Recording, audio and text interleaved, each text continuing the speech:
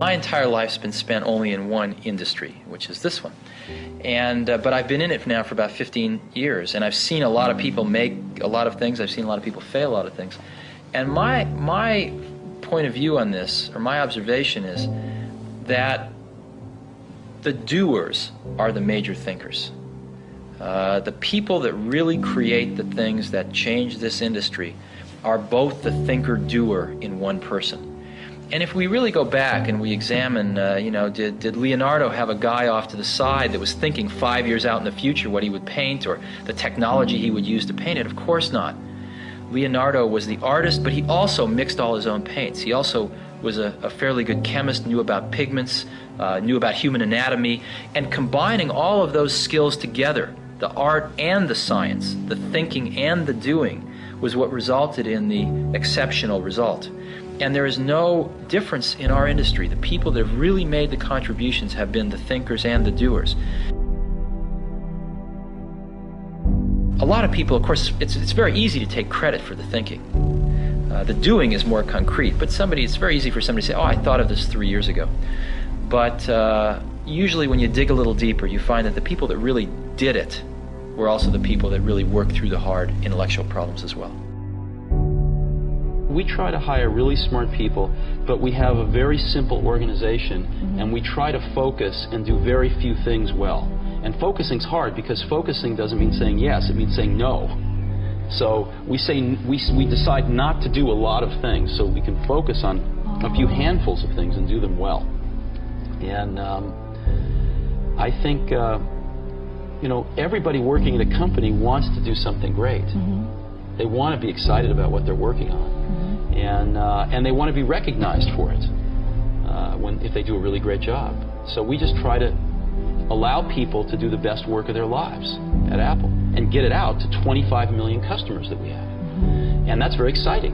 And when you're working on something and if this works out, up to 25 million people are going to use this. It's very motivating. And it's not just 25 million of our customers, but other companies tend to follow us. It takes them a few years, but other companies tend to copy what we do if it works. And so we can influence the whole industry.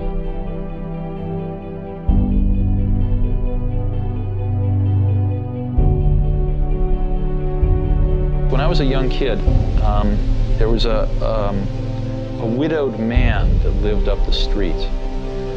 And he was in his 80s.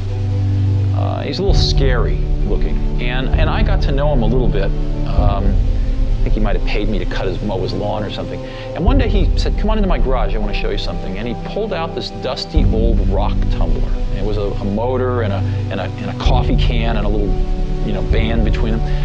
And he said, "Come on with me." We went out to the back and we got just some rocks, some regular old ugly rocks.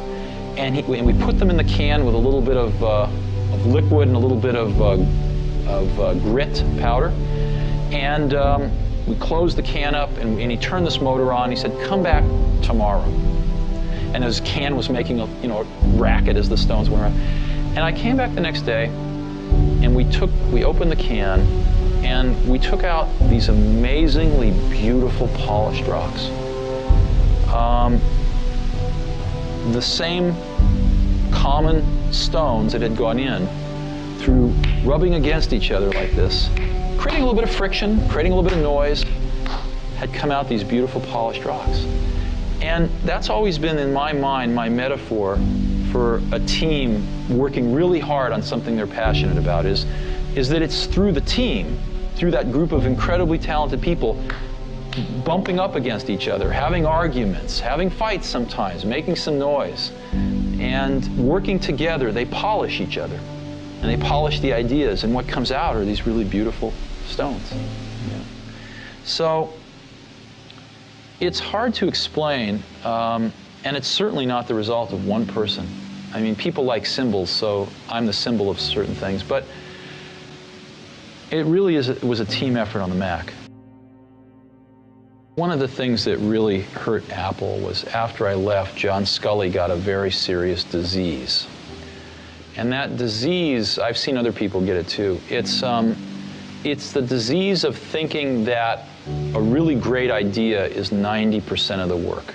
And that if you just tell all these other people, you know, here's this great idea, then of course they can go off and make it happen.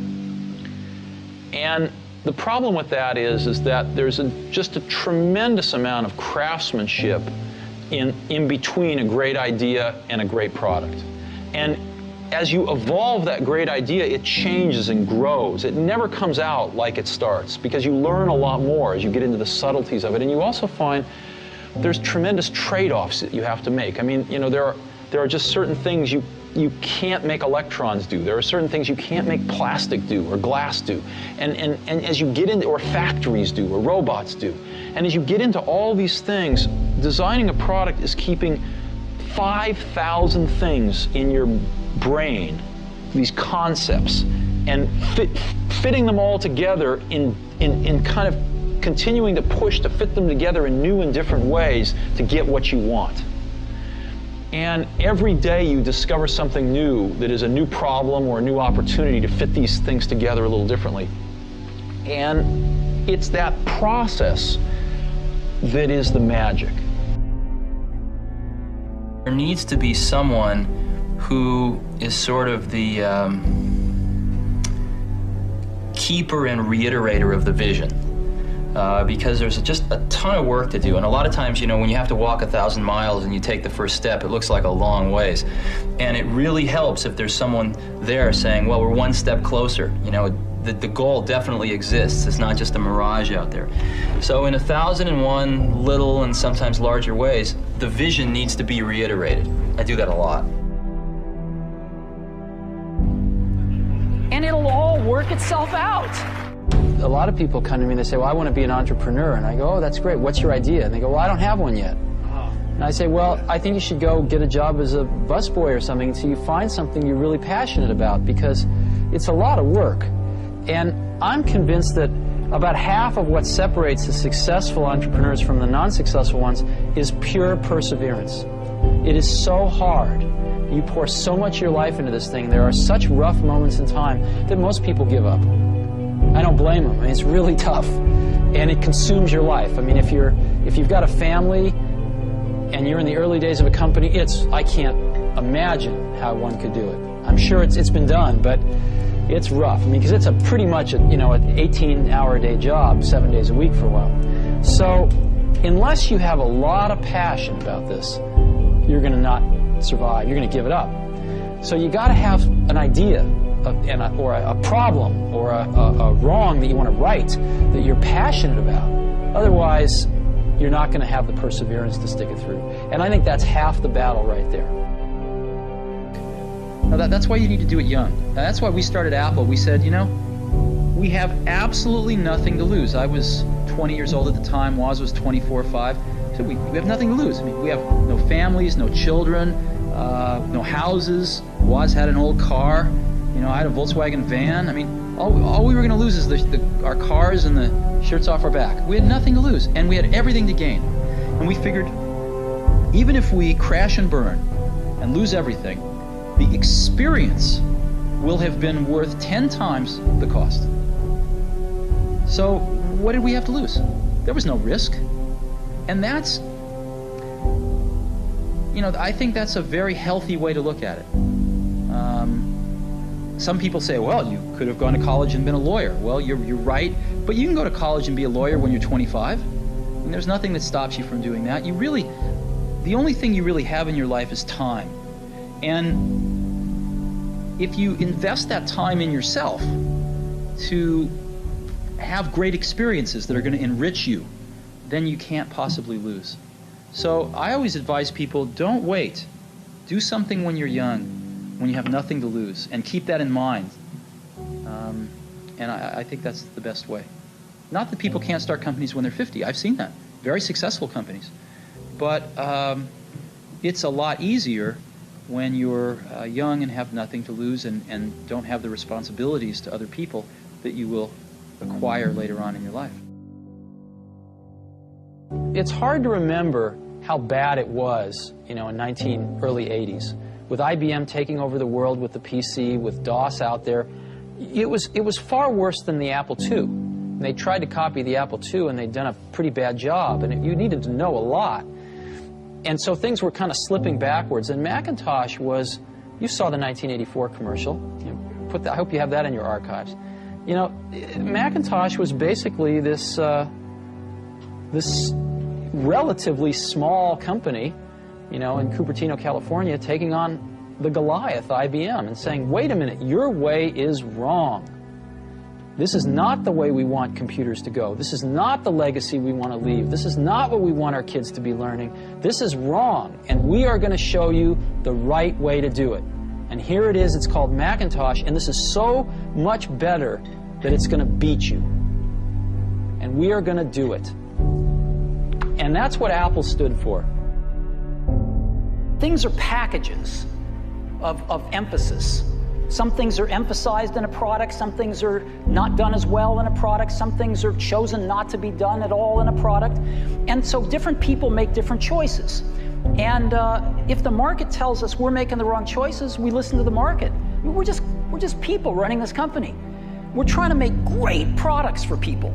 And so we have at least the courage of our convictions to say, we don't think this is part of what makes a great product. We're going to leave it out.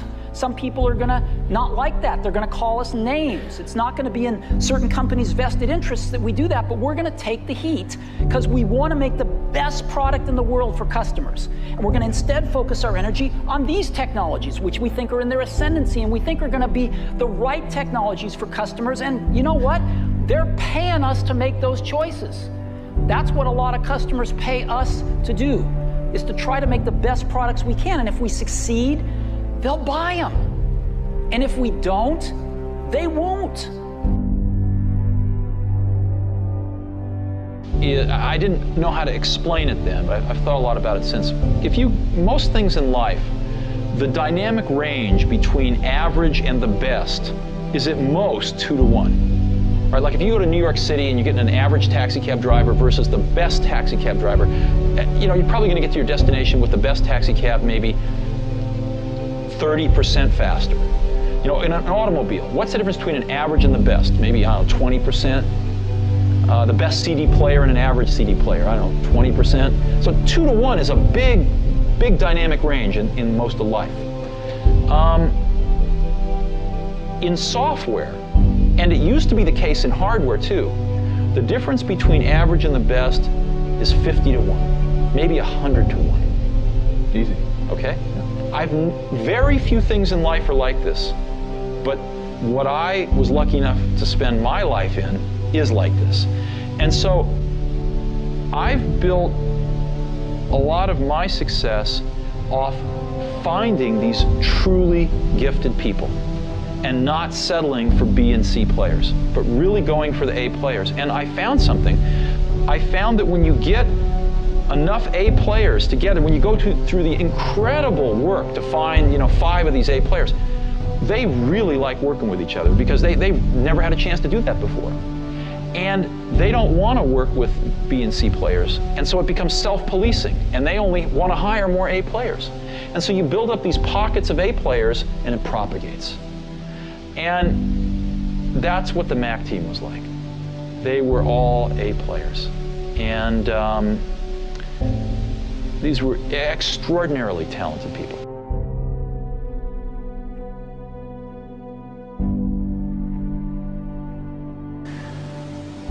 When we were building our Apple I's in the garage, we knew exactly what they cost. When we got into a factory in the Apple II days, the accounting had this notion of a standard cost, where you'd kind of set a standard cost and then at the end of a quarter you'd adjust it with a variance. And I kept asking, well, why do we do this? And the answer was, well, that's just the way it's done. And after about 6 months of digging into this, what I realized was the reason you do it is because you don't really have good enough controls to know how much it costs, so you guess, and then you fix your guess at the end of the quarter. And the reason you don't know how much it costs is because your information systems aren't good enough. So, but nobody said it that way. And so later on, when we designed this automated factory for Macintosh, we were able to get rid of a lot of these antiquated concepts and know exactly what something cost to the second. So in business, a lot of things are, I call it folklore. They're done because they were done yesterday and the day before. And so what that means is if you're willing to sort of ask a lot of questions and think about things and work really hard, you can learn business pretty fast. It's not the hard. It's not rocket science. It's not rocket science, no.